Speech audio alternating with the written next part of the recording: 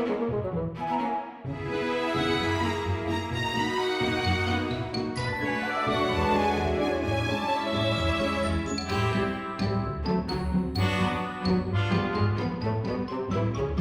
day. I'm Glenn O'Kray, and I'd like to welcome you to this session of Through the Arsenal Gates, a program meant to acquaint you with people who have made history, are making history, and will make history. Today's guest is Devon O'Reilly, the son of the beloved Jack O'Reilly. Welcome. Thank you. I'm hoping I'm in that last category of will make history. Yes. Devon, tell us where you were born. So I was born in Detroit at Sinai Grace Hospital. And at the time, my family lived on Highview on the west side of Dearborn, just off of Cherry Hill. So that's where I grew up for the first kind of 5 years of my life. And did you like your neighborhood? I did. So it was really interesting. My parents rented a house on Highview for, the first 5 years. And then when I was going into first grade, we moved to the aviation sub, right off of Tireman on Hartwell Street. And that was a really interesting neighborhood. It was extremely diverse even at the time. And there was a lot of kids my age. There was different faiths, different races. It was really cool, and you didn't notice it at the time, but it was kind of a very diverse experience. Our block parties were really fun. We always had a lot of fun. I walked to school, so it was a great upbringing, a great childhood. Good. And what schools did you attend? So for grade school, so 1st through 8th grade, I attended St. Alphonsus, which is actually the school that my father attended and my grandfather attended. As you know, that school had been around 150 plus years. Unfortunately, the school is no longer there. The church remains, but it was a great school to go to, and I was really, really happy with the upbringing, being able to walk there, and there was so much community during that time. And high school? High school, I actually went to Henry Ford Academy, the charter school at Greenfield Village. I was the third graduating class in that school. So when I was a freshman, there were no seniors yet. The reason I went there, kind of short story, is because we moved again when I was in 8th grade from the east side of Dearborn to the west side, to the Ford Historic homes. And during that time, I kind of didn't have a home as where I was going to go to high school, whether it would be Fordson or Dearborn High. I was a little shy when I was younger, and so I wasn't ready to go from small St. Alphonsus with 20 kids in the class to giant Dearborn High. So this new charter school at Greenfield Village seemed like something that could be interesting, and so I kind of took the leap. It's a charter school, lottery-based, but it was really fun. It was an extremely unique high school experience. Now, through elementary and secondary school, did you have any favorite teachers? Yeah, if I think about favorite teachers, we had some real characters, especially at St. Alphonsus. But one in particular, Miss Horner. She was a teacher for a few different grades, but she was our history and our religion teacher. And she had been a nun, and we didn't know what had happened, but she wasn't a nun anymore. No one really spoke of why she wasn't a nun anymore. But she had that Catholic nun sensibility. But she taught history and religion, and the way she would tell us stories and kind of weave everything together. I loved the class. I loved sitting down and hearing her talk about history and religious history and all that and weaving it together. And it really got me kind of interested in history. That was the first time I kind of felt like, I'm interested in history. I want to hear more about what happened in the 1500s, 1600s, whatever. So she definitely made an impact on me. Good. And where did you go to college? So I went to college right around here, University of Michigan, Dearborn. It was one of those where I wasn't sure what I had wanted to do yet. I thought that maybe, I would start at U of M Dearborn and maybe go to U of M. I wasn't ready at that time to go away to college, so there wasn't a huge thought that, maybe I'll go far away to college. I wasn't ready for that yet. So I thought maybe I'd go to U of M Ann Arbor. I didn't get in initially. I was waitlisted there. So I said, maybe I'll just go to U of M Dearborn for a while and transfer eventually. But I really loved the experience at U of M Dearborn. Loved being around here, being close. and I think I got a great education. So I stayed there for 4 years and graduated with my bachelor's in business. All right, very good. Tell us your best Dearborn story, Devon. Gosh, well, growing up, there's so many. I think I've shared a little bit with you, Glenn, before about this, but one that I have to go back to is this story that starts with my dad and walking to Camp Dearborn. And when he was in his early teens, it was kind of on a bet. So the story kind of goes in a very short way. He tells it, over like 20 minutes. But in a very short version of the story is the kids were all playing on a summer day. They were hanging out, and they were debating on who was going to get a ride. And some kid was left out and was said, well, forget it. If you're not going to give me a ride, I'm going to walk to camp.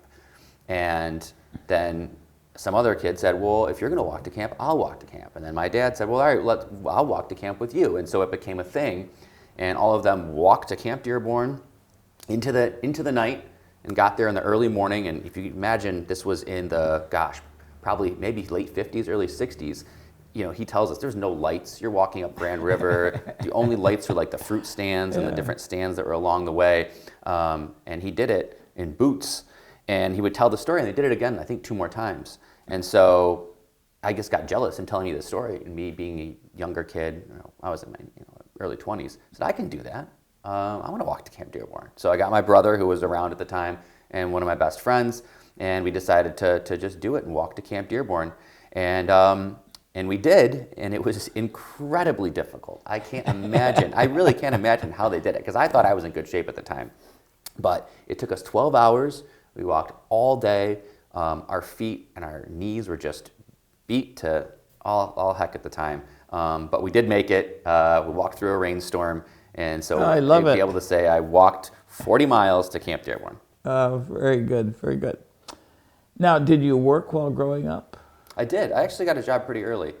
When I was in high school, I was still 14 at the time. I got a job at Henry Ford Village, the retirement home, on Greenfield and Ford Road, which called Henry Ford Village because it was the site of the birthplace of Henry Ford, or the family home growing up.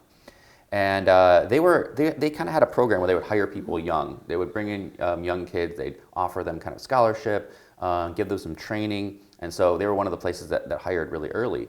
So I got in there, worked in the dining room at Henry Ford Village, actually a couple different dining rooms because it was a big complex. So I was working in dining services for about 7 years, from the ages of 14 to 21, 22. Oh, wow. It's a great experience, and you get to talk to people who have lived a lot of history. There were some very interesting people who lived there.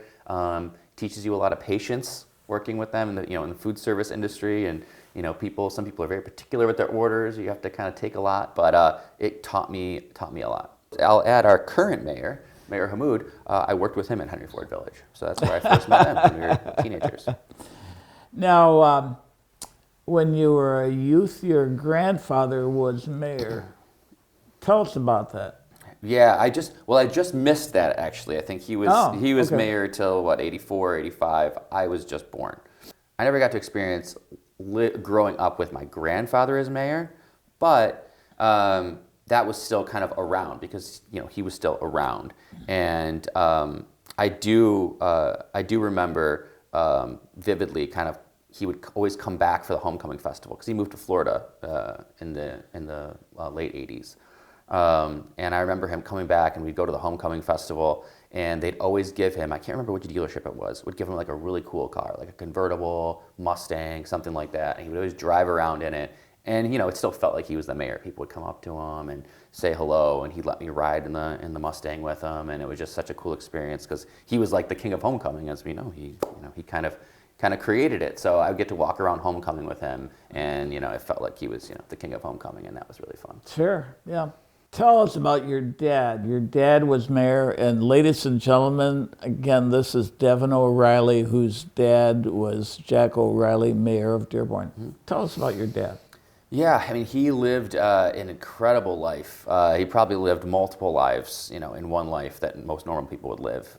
He lived in California for a time. He lived in in other parts of Michigan. He did theater in New York. He went to Woodstock. He was part of the counterculture 60s and all that. And then he went to college, and he met my mom there at University of Detroit, and they met there. They were both in theater, and decided to. He got involved in politics, so he worked for George Hart, the late state senator George Hart, and then John Dingell for a long period of time. And my parents moved from Michigan at one point to Washington to work with John Dingell, and then just before I was born, they moved back to Dearborn to start a family, and so that's when they had me. They raised their kids in Dearborn. My dad stayed involved in politics. Obviously, he had another job. He worked in workforce development at the Downriver Community Conference, but he also was president of the city council, as some people watching may know, from 1989 on. And so he was always involved in politics, and then he also was doing his other career. So it's something I learned from him was this balance of, he had a whole career with Downriver Community Conference, and then later with the Southeast Michigan Community Alliance, or SEMCA, which he created. And so he was the CEO of a nonprofit, and he was doing all this work with the city council as the president of the city council.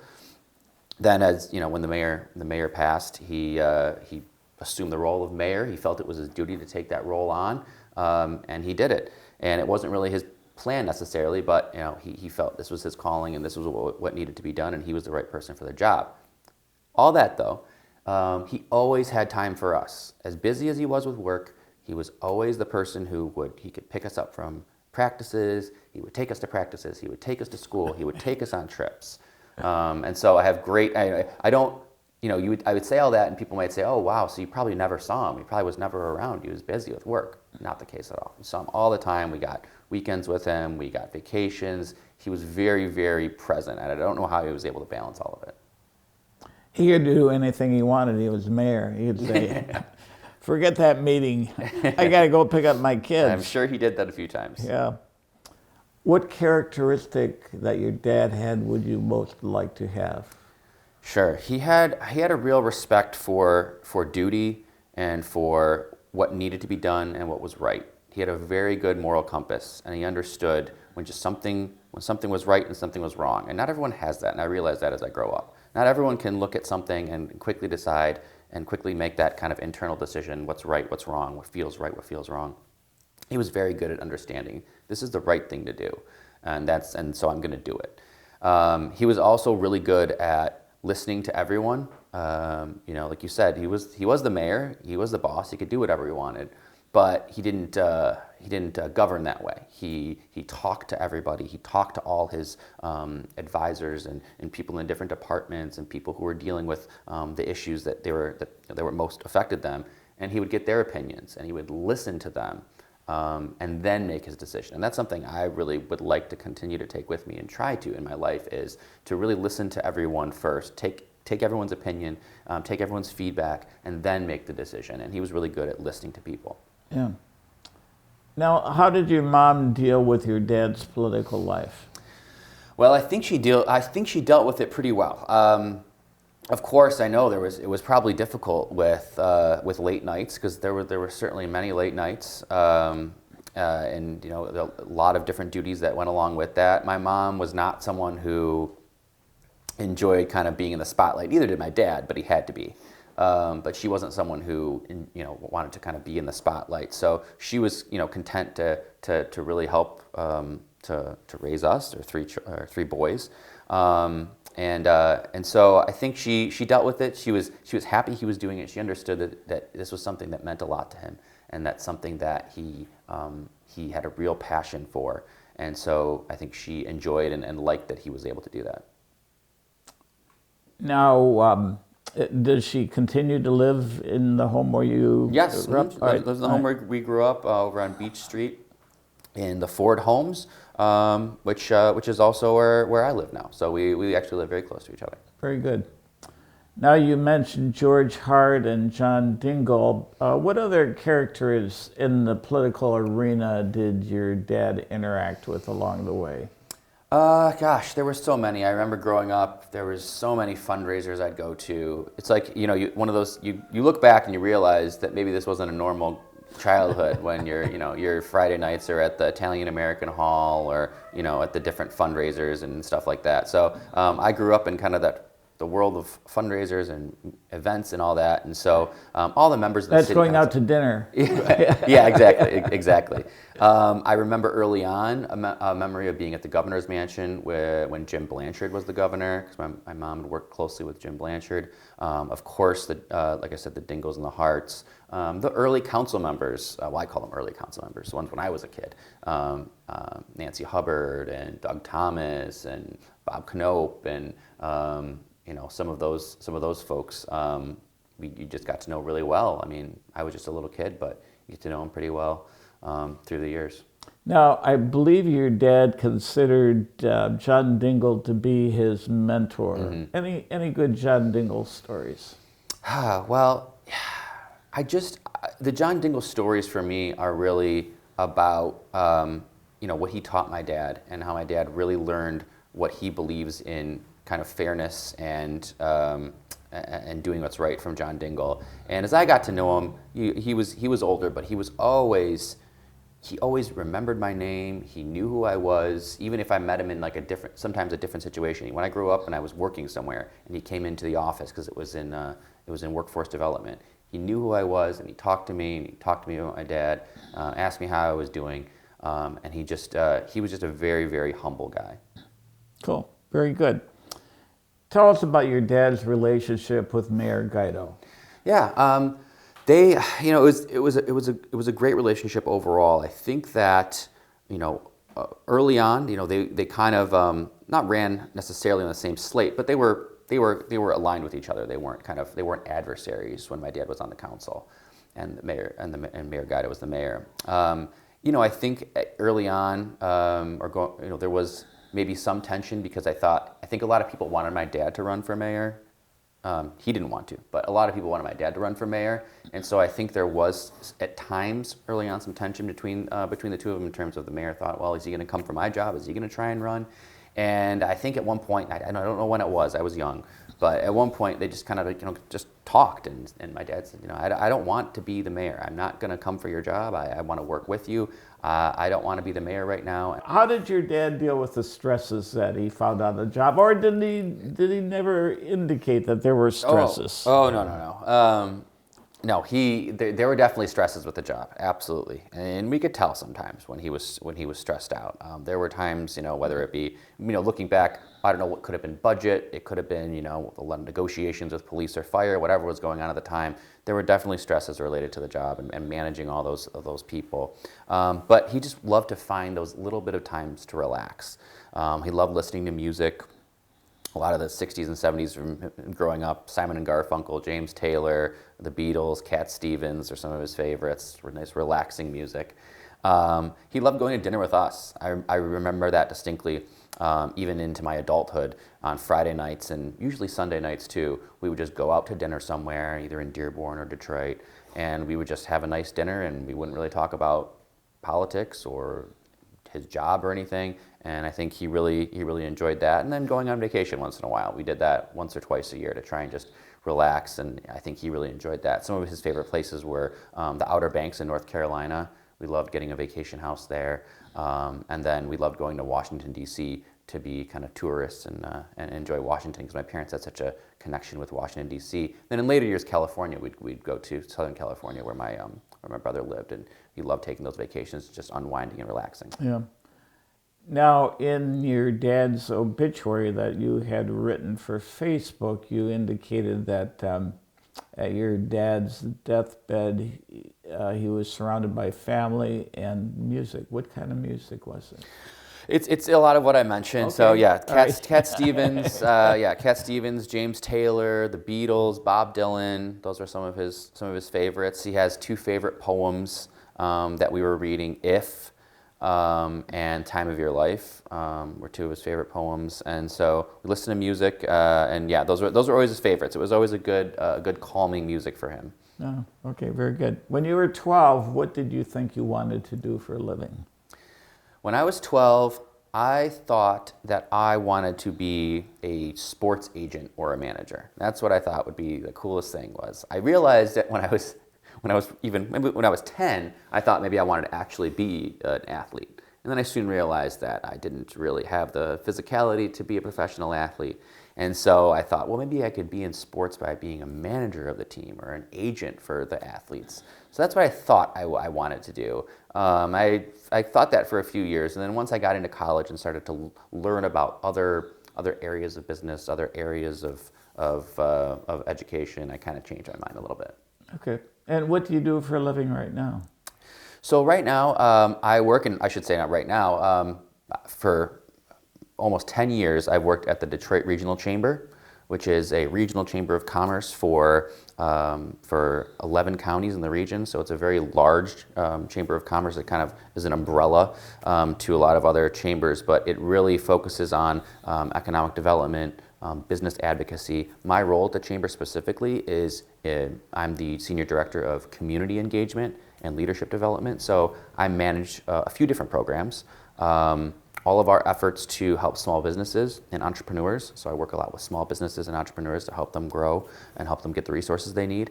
And I work on our leadership development. So I run Leadership Detroit, which is a leadership development program for young executives, nonprofit leaders in the region, not just Detroit. Good. And help kind of learn about leadership, learn how to be a leader, hear from leaders throughout the region and the state, and help them grow their skills, and it helps me become a better leader too. What is the number one characteristic that you think a leader should have? I have to go back to what I said because it relates back to my dad, and I think that it is listening to others' opinions. A good leader isn't someone who just makes decisions on their own and wakes up and thinks, this is what I should do, so I'm going to do it because I think this is the best thing. A good leader sits people down at a table, sits people that he trusts, people who are experts in what they do, sits them down and asks them and talks to them and says, what do you think about this? What's your perspective on this? Let me understand how you feel about this, and then makes that decision. Are you married? I am. I was married in 2020, so COVID wedding actually. Ah, okay, very good. Tell us about your wife. My wife's also from Dearborn. My wife is also from Dearborn. She grew up here, went to Dearborn High, and went to U of M Dearborn. Interestingly enough, I did not know her at all growing up. We had never met until we were, late 20s, almost 30 years old for me, late 20s for her. Our paths had never crossed in Dearborn. We actually met in Detroit because we both worked in downtown Detroit. And her younger brother was friends with my brother. So long story short, we kind of connected through more of our Detroit events and things like that than Dearborn. But we both lived downtown for a while. And then lived together downtown, and that was fun living, downtown in downtown Detroit when things are going really well and there's new things opening, new restaurants and businesses, and that was very fun for us. And then at some point we decided, kind of just after getting married and out of COVID, we decided it was maybe time to find some more room, some more space in our apartment downtown. And we thought that Dearborn was the perfect place to raise a family, and we were thinking about that. And so we moved back to Dearborn to be closer to both of our parents and people we knew. And so we bought a house in Dearborn in 2021. And then in 2022, we had my daughter, Madison. Very good, very good. What's the worst thing that ever happened to you that made you a better person? Thinking about that, I would say not a specific thing, but a period of time. I talked a little bit about my job, and I love what I do, and I love working in the community and working with the city in both Detroit and Dearborn. But there was a time when that wasn't the case. I would just say there was a period in my late 20s where I'd kind of lost direction. I wasn't really fulfilled with my career. I didn't really see where this was all going to go. What was I going to do? I didn't know. Would I get involved in politics? I didn't really want to, but I wasn't really happy with where I was career-wise, and it just kind of it made me unfocused. I wasn't really making decisions to better my life. I was kind of just drifting along, and thankfully, just after that time, or right around that time, is when I really I found this opportunity at the regional chamber where I work, and it was just so fulfilling. And simply that opportunity to get this job, working in a place where I could, make the city better, make the region better, and really have a direct impact on it. It really kept me busy. It kept me focused. It gave me some direction, and that kind of pulled me out of that funk I was in and helped me really kind of refocus my life and what I wanted to do. Very good. There have been two prior generations of O'Reillys in the political life of Dearborn. Do you have any plans to jump into politics? Yes, it's a good question, a timely question too. I've always thought about it. I've always thought about, would I get involved? How would I get involved in politics? And again, I mentioned I have a really fulfilling job, and so as I started to think more and more about it in the last few years, I thought about what are some opportunities to kind of start that path and just get my feet wet per se in politics. And it wasn't something I necessarily wanted to jump into full time. And so an opportunity like a city council to me was appealing because I had seen my dad do it for years. I had known many members of the city council. I know members of the current city council. So I felt that seemed like something I could sink my teeth into. And in fact, I had conversations with my dad in the later years, and he had even kind of supported that. And I remember back in 21, he even told me, would you do this? And I said, in 2021, I had just moved back, and I kind of said, I told my dad, I'm not quite ready yet. I just moved back. Let me understand the city better. Let me get back involved in some things. But it was still in the back of my mind, and I told him I would, next time I would definitely think about it. And so very recently, as of whoever's listening to this, depending on when you're listening to it, I have decided that I want to get involved specifically with the city council. So I will be running this year for Dearborn City Council. Very good. What do you want people to say about you when you move to the next life?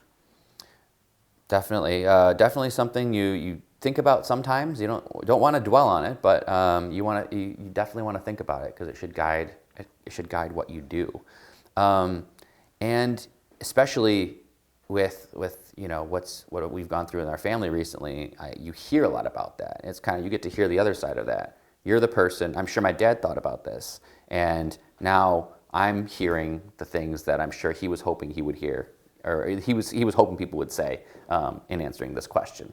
And I think it boils down to, did you make a positive difference in people's lives? I want people to come up to my children and say, Devon did this for me, and specifically, because it's the stories. I want people to come up to my children and my relatives and say, when this was going on and I had this issue and things weren't going right, Devon was there for me, and here's what he did. He helped me with this. He introduced me to this person. He connected me with this. He made a positive impact in my life. And so on a small scale, I want people to be able to tell a story about how I helped them. And then on the bigger picture, I want to be a part of big positive things that happen in the city, in Dearborn, Detroit, in our area. I want, when there's big decisions to be made, I want to be in the room where these big decisions are made, whether it be about, economic development or roads or infrastructure. I want to make sure that I have my hand on the pulse of what's going on, so I can help hopefully move us all in the right direction in my own way, and work together with leaders of this community and leaders of this region to help move things forward and move things forward in a positive direction. So I want people to say, he was a part of some big things that happened here that were great and that were positive. Very good. Ladies and gentlemen, I hope you enjoyed this interview with Devon O'Reilly.